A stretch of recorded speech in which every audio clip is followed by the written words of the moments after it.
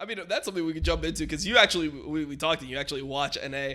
What do you think about like the Fiesta it is our region? Like, I mean, obviously Cloud9's dropped a couple of games recently. Team Liquid, I am super critical of these guys, and I always compare them to your team. Whenever I talk about Team Liquid, I'm like, if these guys played against Mad Lions, they would lose in fucking 15 minutes because of like jungle difference. How do you view like our region? Like, what do you think the problems are? Do you think it's just like bad play everywhere? Do you think it's mechanics? Do you think it's just everything? Like, how do you analyze the games as somebody from EU on a top team? I'm not really sure what to say because I feel like every second game is just I don't certainly like I have no clue what's happening because like I watched this like Dignitas game where they had like 4 kills at the end of the game. Dignitas versus Golden Guardians? Oh god. Yeah, something like that, right? And it just nothing happened. Like they were just chilling, I guess, and waiting for the 30-minute power spike of like Kog'Maw Lulu or something. I'm not sure what happened there, but it was just mind blowing, right? Because I feel like most NA teams just don't know how to play the map. They don't know how to play like a mid game, stuff like that. I think like some teams know how to play the early game, right? They know how to snowball, but I think like it still takes like 50 minutes to end the game. Like you don't really often see that in EU. I think like most teams actually know how to snowball. Okay, I can't even say that with like Misfits versus like Fnatic and stuff like that. That was a one-off. Oh, come on. Yeah. I mean, in 2 general. or 3 or 4. In general. I don't want to look. Yeah, I mean, but in general, for sure, like I think the teams are maybe less coached. Like I'm not sure if it's like a coaching issue or it's just a player issue. But I think, for example, NA rookies are actually not looking that bad. I think, for example, Blava, I'm not sure where he came from, but I think like this guy's actually Solok. Yeah, I mean, this guy's actually insane. I reminds me a lot like of Shadow with his like decent mechanics. Like actually he plays like just every champion kind of role. Like he pops off on Kindred and stuff like that. Like even in Vulcan is also NA, right? Licorice is NA.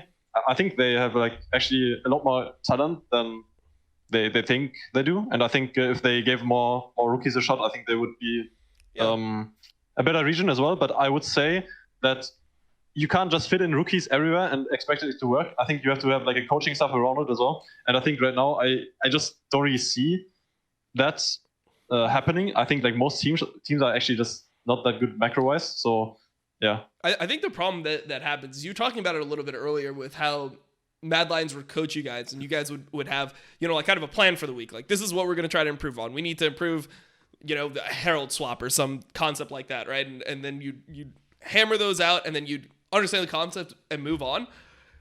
The problem that I've seen in NA, and even in teams that I was in way back, but even in teams that I've seen recently, is that there's this issue where they'll learn a concept and they'll get better at it for a week, but then everything else that they know will get worse, right? And then it's always like this struggle with how do you remember like all the stuff that you learn and actually progress as a team? Do you think it's just like the way your coaching staff was able to like build things that make sense on top of each other, so you guys were learning like similar concepts, or like how do you think that you guys were able to improve so steadily macro-wise? Because a lot of the teams in NA will like have the same philosophy, like, oh, plan for a week, trying to get better at certain concepts, and then it always ends up like hurting other parts of the game. So like, how did you guys end up, you know, making it work for you? Because it's not a new concept. Actually, that's actually a good question, because I think we had that trouble as well, that we sometimes just forgot about stuff. That, for example, we had like 1 week where we were like training to get like vision control in the river, for example, right? And then we just totally forgot about like preventing dives on top lane, for example, right? Stuff like that. It just happened, right?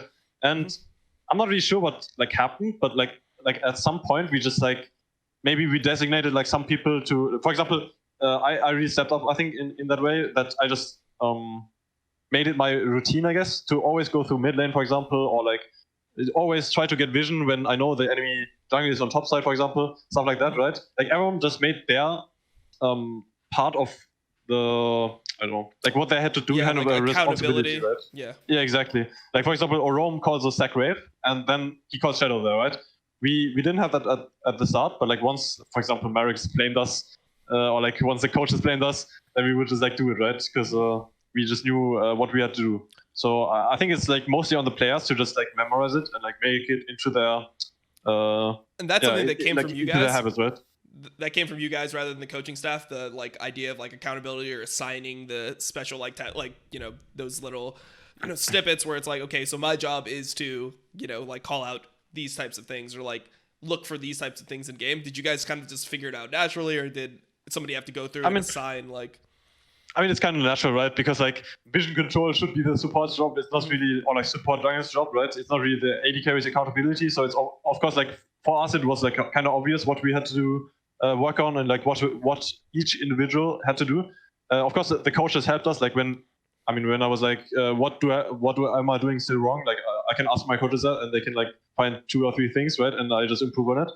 And I think we did that like a lot in spring as well, or like even before the split started. And I think that's why we got a lot better faster, right? Because we were just really hungry to improve. I think that's like also a boon what most rookies have over veterans, is that they're really hungry to get better. And I think because we had that hunger, I think we just got better really fast.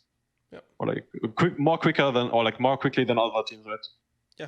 Also helps to have a whole bunch of rookies at once, not just one guy. Because that's one of the problems I think some of the LCS teams have is like, what do you do if you're a team that's working with like imagine being the coach of Team Liquid. So they've got like super veteran Impact. He played like the entire history of League of Legends. Jensen's basically been a mid lane as a start in NA for years now. I'm sure has his own vision of the game. And then you're trying to bring in fucking Tactical's a brand new player, basically, and then Brox is coming from a different region. Like, that's a really hard scenario to coach. You're not even coaching 5 players start at the same spot. Whereas I'd imagine, like, teaching these concepts, if you're teaching everyone at once, that's going to have more of an impact than, like, one guy, and then what do the others do? Yeah. Not listen, or they listen, they know it differently from when they learned it at a different time. It's got to be tricky, I'm sure. Actually, that's a really good point, because I feel like it's just like a kind of like the coaches are like doing a painting, or like painting a painting, right? And we are just kind of like this whiteboard where you can just paint everything you want on it, right? Like we are just like we fresh exactly canvas.